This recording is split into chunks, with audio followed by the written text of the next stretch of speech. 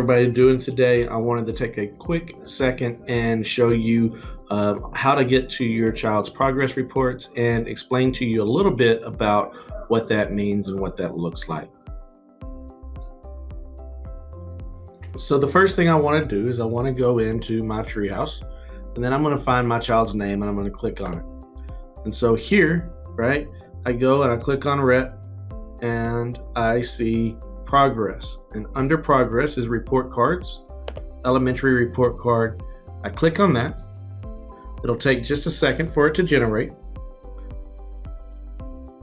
and then once it generates, you'll notice that this does not look like your traditional report card, and that's because of the fact that we are looking at this from a standard-based grading. And so we want to look at three things. What is it that students know? What is it that students can do? And what is it a student is becoming?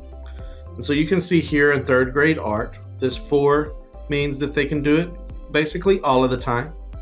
3 means they can do it most of the time. 2, some of the time. 1, there's not enough evidence. That lack of evidence comes from either A, they're not being successful on it to know consistently how they're going to perform, or B, because they haven't turned in the work and we just don't have the evidence sitting in front of us.